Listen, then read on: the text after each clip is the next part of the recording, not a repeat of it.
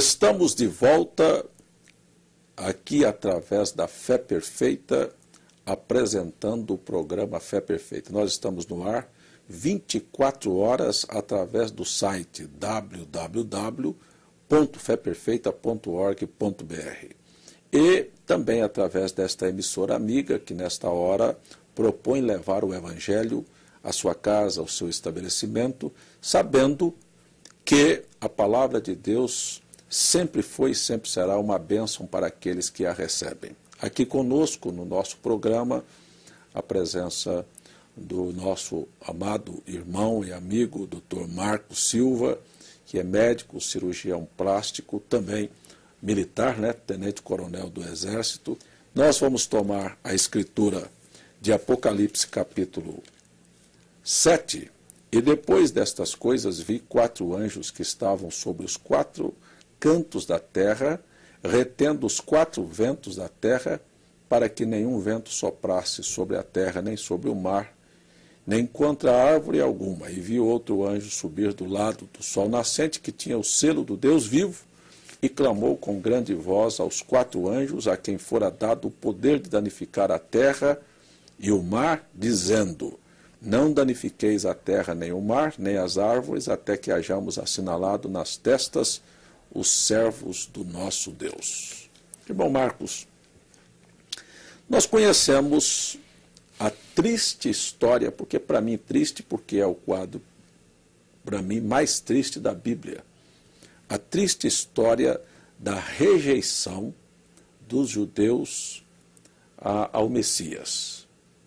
Esta triste porque, na verdade, aquilo é uma coisa programada. Deus, na sua infinita graça, cegou os judeus para dar visão aos gentios. Não é? Então, esse é um quadro triste, você imaginar que Deus tirasse os olhos dos seus próprios filhos para dar para quem não era filho. É um quadro que só o amor de Deus poderia fazer isso mesmo. Na verdade, dentro do plano da eleição, todos nós sabemos que o compromisso de Deus é com os judeus. Então, e com a rejeição dos judeus, houve um pedido, não é? Um pedido que o sangue deste justo recaia sobre nós e sobre os nossos filhos. Então, logo em seguida, há alguns anos, como que 30 e poucos anos posterior a esta declaração, aconteceu uma guerra.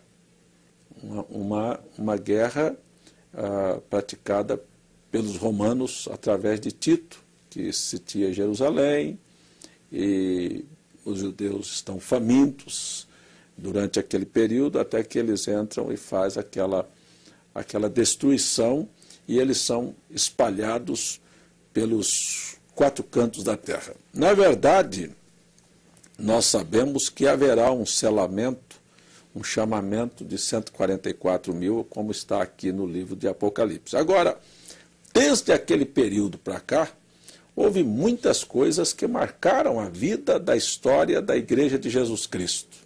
Não é? Por exemplo, o senhor se lembra de alguma coisa sobre as guerras e os concílios e como ocorreram as cruzadas? O que o senhor poderia falar sobre isso para nós introduzirmos esse assunto aqui às 2 grandes guerras que já aconteceram? Na verdade, pastor, depois que Jesus Cristo foi crucificado lá no Caveira, o Gólgota, lá em Jerusalém, fora da cidade, quem dominava o mundo naquela época era o Império Romano. Roma dominava. E depois de Cristo, como o senhor falou, 30 e poucos anos depois, houve uma rebelião dos judeus contra Roma. E Jerusalém foi reconquistada e os judeus tomaram conta de Jerusalém, a cidade santa para eles. E Tito, em 70, invadiu Jerusalém e expulsou os judeus. Os judeus foram dissipados aí na diáspora por todo o mundo, e muitos deles ficaram na Europa. Daí porque hoje a gente vê a educação do povo judeu, a educação melhorada, porque... Primeiro mundo, né? Viver na Europa, na verdade. Primeiro mundo, entre aspas, porque é primeiro mundo com prostituição, com bêbados, com homossexualismo. A gente fala do primeiro mundo da educação, do respeito ao cidadão, eles são assim. Quando você vai lá na limpeza da cidade, a disciplina, não haver ladrão entre judeus, né? Se tem ladrão em Israel, a gente vê, às vezes, a maioria deles é árabe, entendeu? O judeu não tem esse tipo de procedimento.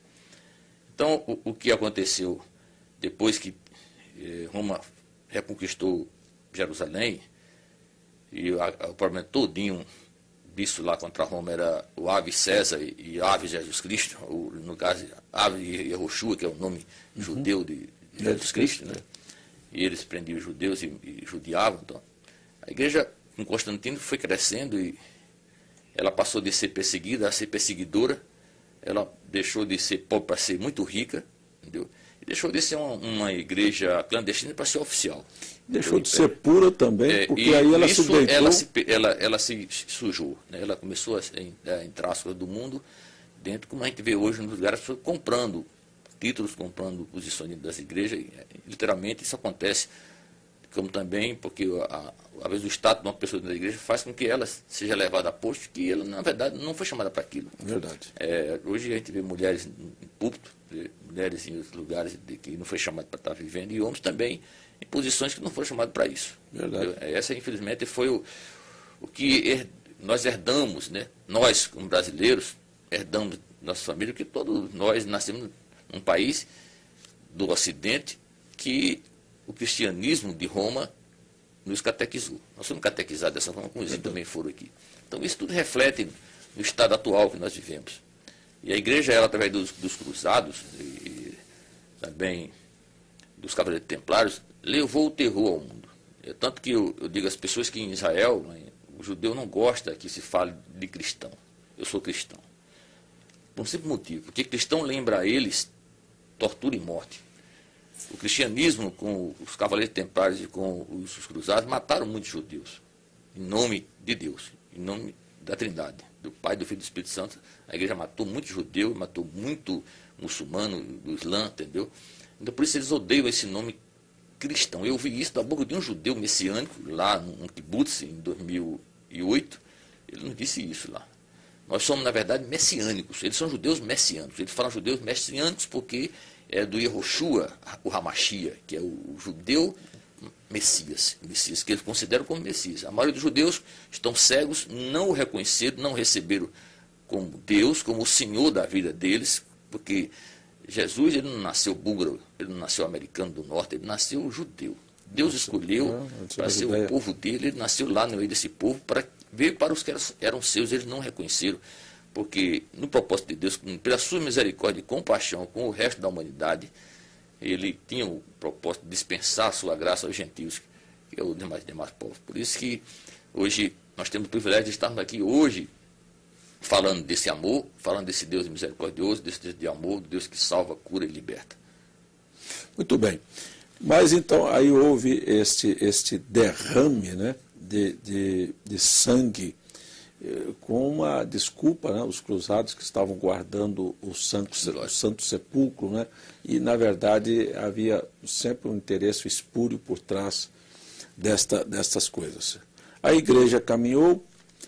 Agora, como nós estamos focando aqui que o alvo de Deus fez com que os judeus estivessem cegos, deu aos gentios a oportunidade de ver, aconteceu um monte de coisas aqui, tanto do lado dos judeus, eles foram espalhados, e aí então nós vemos que no século XX inicia-se uma etapa, me parece que de finalização, porque é até bastante interessante esses dados, esses números. Nós olhamos na Bíblia que houve um período de tempo de aproximadamente de 2000 anos de Adão até Noé, houve um tempo de aproximado 2000 anos de Noé até Cristo, e nós estamos agora margeando também 2000 anos de história de Cristo até o tempo em que nós estamos vivendo, né? Se tomarmos aí cronologicamente, nós vamos ver que Cristo nasceu, segundo a cronologia, no ano 4 do DC, né? E aí temos, então, aproximadamente quase 2000 anos que ele foi ao Calvário e fez a intervenção pela humanidade, né? Derramou o seu sangue para pagar nossos pecados. Então, quando a gente inicia o século XX é marcado logo nos seus primeiros anos, 1914, pela Primeira Grande Guerra Mundial, que traz, não é, segundo os dados aqui, aproximadamente uma mortandade de 65 milhões de pessoas. Aqui falam entre 15 a 65 milhões de pessoas. Não tem dados de números exatos, mas de uma aproximação de quase 65 mil pessoas. Isso do ano... Milhões. 65 milhões. Isto no ano de 1914 a 1918. A força central da Primeira Guerra era a Alemanha, a Austrália, Hungria, o Império, né, o Império Otomano e a Bulgária. A Bulgária, exatamente. Isso aí. São esses faziam. Do outro lado estava a França, a Grã-Bretanha, a Rússia, os Estados Unidos, a Itália, o Japão, enfim. E até o Brasil passou lá pelas praias lá, não é? Fez uma... Ficou aqui no sobreaviso, né? No sobreaviso. Então, você tem aqui isso aqui. Este fato, ele é um fato profético, porque Apocalipse 7 retrata este fato da Primeira Guerra. É bastante interessante, para quem não conhece as Escrituras, assim, a maneira como Deus age. Você vê aqui que 4 anjos saem para destruir, um 5º anjo interpõe. Intercede e diz, não faça.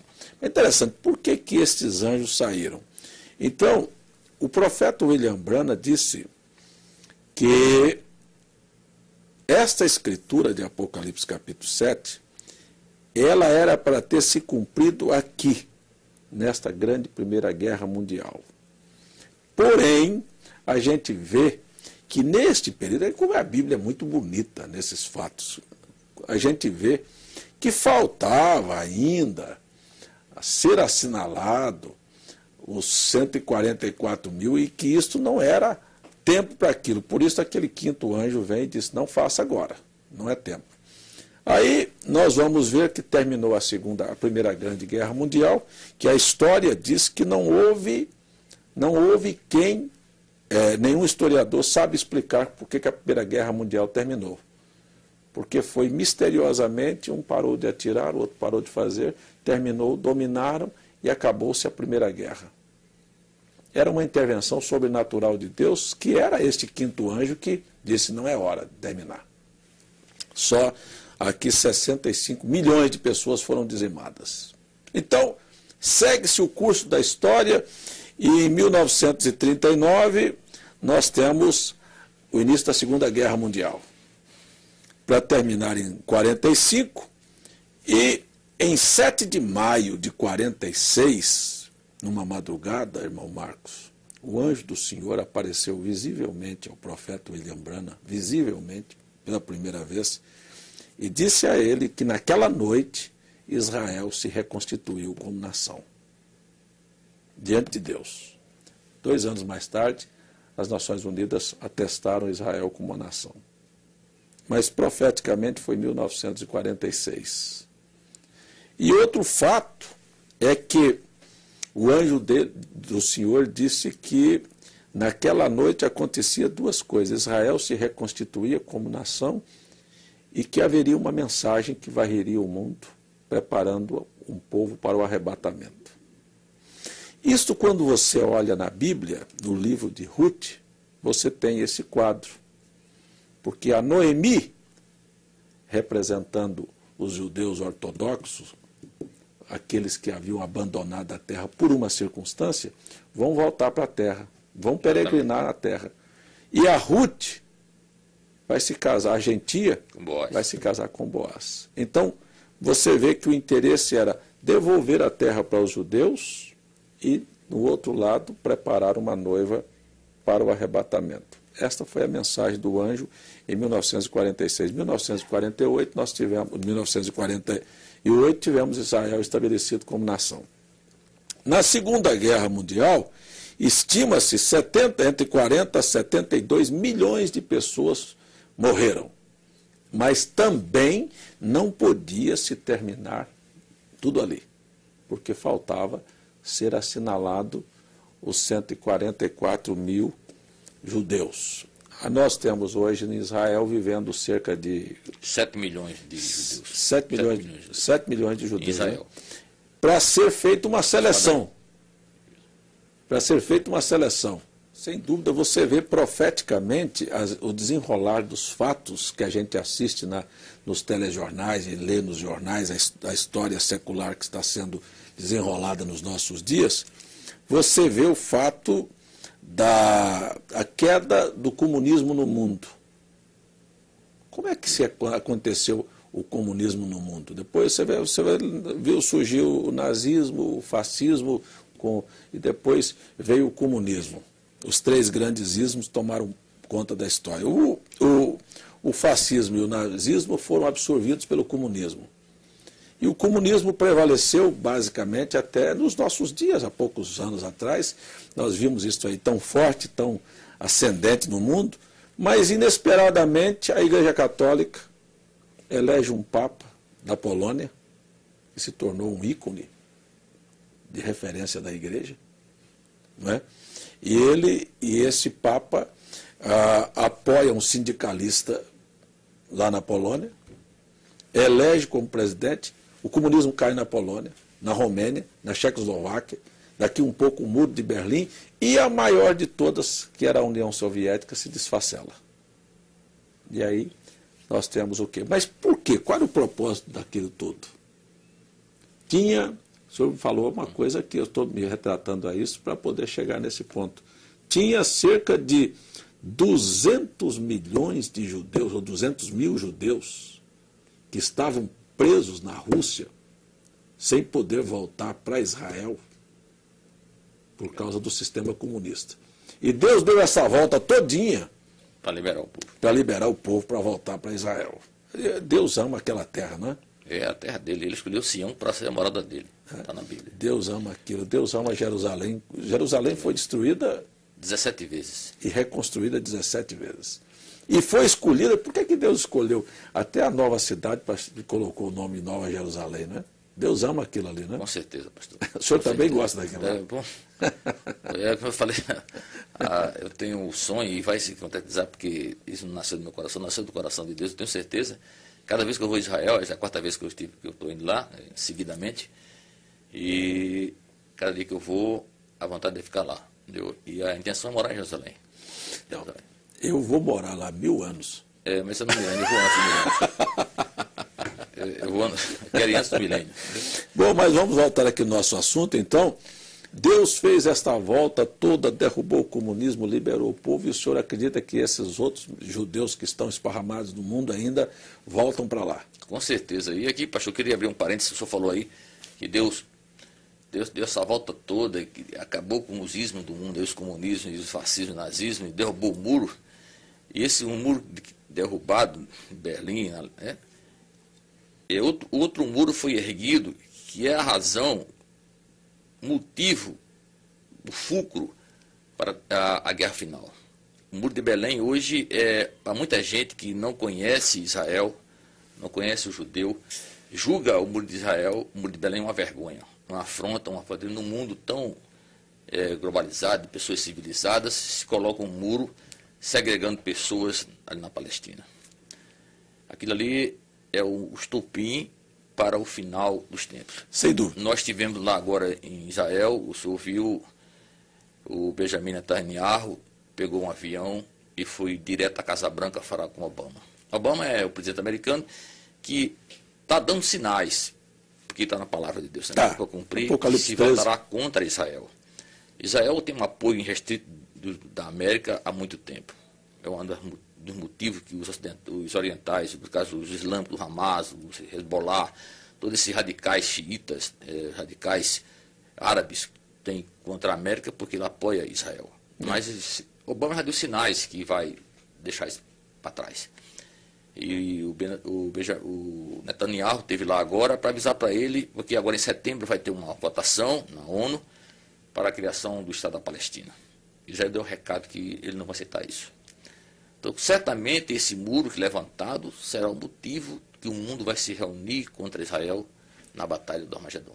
Então, o senhor vê agora, porque nós estamos falando aí sobre esses 2000 anos de Noé até Cristo, de 2000 anos de Adão até Noé, e 2000 anos de Cristo até nós, o senhor vê um funil aí, está afunilando, o tempo está acabando. Como é que é? O senhor acha que há uma longa perspectiva de história mundial ou nós estamos vivendo realmente os últimos dias? As escrituras, elas são claras e os fatos evidentes são claros sobre isso. Nós estamos escrevendo um livro chamado Retratos do Armagedon, retratos, porque nós estamos retratando de forma material os fatos que apontam para o final dos tempos. Eu acredito piamente que Israel é o estupim para a Terceira Guerra Mundial. Não tem como, sabe? Aliás, a Bíblia, é claro, quando você fala sobre Armagedon, fala sobre o Vale do Megido ali, você pensa numa batalha mundial hoje dentro de um espaço tão pequeno. Mas não é, como o senhor disse, não é uma questão de que seja o espaço físico, é a concentração mundial contra Israel que vai chamar a atenção para que apareça a grande intervenção de Deus, porque quando as nações se juntarem, como disse o profeta Zacarias, então ele aparece, faz a intervenção de Apocalipse capítulo 19. Que recado o senhor daria, que conselho, que palavra o senhor teria para as pessoas que estão nos assistindo com relação a estes fatos que as pessoas não estão vendo, elas estão cegas também, porque da mesma maneira que os judeus foram cegados para não ver a Cristo, a profecia de Apocalipse capítulo 3, verso 14 a seguir, diz que a era de Laodiceia seria cega. Não é? O tempo que nós vivemos é um tempo de mornidão e de cegueira. Essa é a unção da era. Não é? E as pessoas não podem ver, eles leem jornal, eles assistem televisão, mas não podem ligar os fatos, uma coisa com a outra, por causa dos olhos que estão fechados. Então, mas que para essas pessoas que estão nos assistindo aqui, nós estamos orando para que Deus abra os olhos do entendimento dessas pessoas, porque Satanás cega, mas Deus abre. Que palavra, que conselho o senhor daria a essas pessoas? Qual é a palavra que o senhor teria para essas pessoas que nos assistem agora, nesses momentos finais do programa? Queria dizer ao telespectador desse programa da Fé Perfeita, que está nos ouvindo, lembrar a todos que a misericórdia de Deus deve ser renova a cada manhã. Ele disse que a compaixão dele, a misericórdia dele dá a quem ele achar que deve dar, e que nunca é tarde para você se arrepender. Ainda há tempo, a porta não se fechou, você tem chance, qualquer um. A sua situação, por pior que seja, diante de Deus, por mais sujo que você esteja diante de Deus, que você se considera assim, saiba que Ele é capaz de tornar você mais limpo, mais alvo do que a neve. Essa é a mensagem que eu tenho a dizer a vocês. Nós, como pregadores da palavra, o pastor está aqui com essa finalidade de cumprir a palavra de Jesus Cristo em Mateus 28 e de pregar o Evangelho a toda a criatura. Nós não temos a pretensão de salvar o mundo, nem eu nem o pastor, porque quem salva é Deus, por Jesus Cristo. Mas que você possa colocar no seu coração que as suas misericórdias estão à sua disposição e a sua compaixão também. Deus nos abençoe, todos ricamente, no nome de Jesus Cristo. Pois é, nós vimos o irmão Marcos falando sobre esses sinais, e eu quero dizer ao amigo telespectador que diante das profecias da Bíblia, o último profeta das Escrituras do Velho Testamento é Malaquias. No capítulo 4 ele diz que antes do grande e terrível dia do Senhor, Elias viria. Deus mandou um profeta. Para mim, este é o sinal mais evidente do tempo em que nós vivemos. Por quê? Porque seria a época em que surgiriam muitos falsos profetas. Ou seja, você só pode reconhecer um falso se houver um verdadeiro. Você nunca saberia que uma nota de R$100 é falsa se o Banco Central não houvesse expedido uma verdadeira. Então, a maneira como conhecer o tempo, olhe o relógio. Israel é o relógio de Deus para o momento. A história que você está vendo desenrolar no seu dia a dia, que se passa nos telejornais, é a história em que está em algum lugar inserido nas Escrituras que isto deveria estar acontecendo na finalização da história da humanidade. O momento é este. Deus nos dá sinais indicativos de que estamos vivendo neste momento e este é um sinal para que você desperte. Deus nunca muda em sua maneira de atuar. Antes da primeira vinda de Cristo, ele enviou um profeta. Antes da segunda vinda de Cristo, haveria um profeta. Como houve falsos profetas, há também um verdadeiro profeta. Houve um verdadeiro profeta e há. E, sobretudo, amigo, é hora de arrumar as malas. É hora de aprontar a casa, porque, na verdade, se você já alguma vez ouviu dizer, se não ouviu, ouça, o tempo acabou. É verdade. Mas estamos aqui chamando você para voltar para a Bíblia, para a palavra, porque ela é a verdade infalível. Infelizmente, meu tempo acabou, mas no nosso próximo programa nós continuamos falando um pouco mais com você de coração para coração sobre a palavra de Deus. Vamos orar. E eu estou muito agradecido pela sua participação aqui no programa, irmão Marcos. Eu agradeço a sua oportunidade também de poder ministrar as pessoas aqui que nós temos recebido do Senhor. Amém. Senhor, nós agradecemos por estes momentos e entregamos em Tuas mãos aqueles que estão do outro lado nos assistindo e pedimos que o Senhor os abençoe com a bênção maior que é a salvação, a libertação, a cura, a proteção, o livramento. Ajuda este povo. Eu os recomendo em Tuas mãos em nome de Jesus Cristo. Amém, Senhor.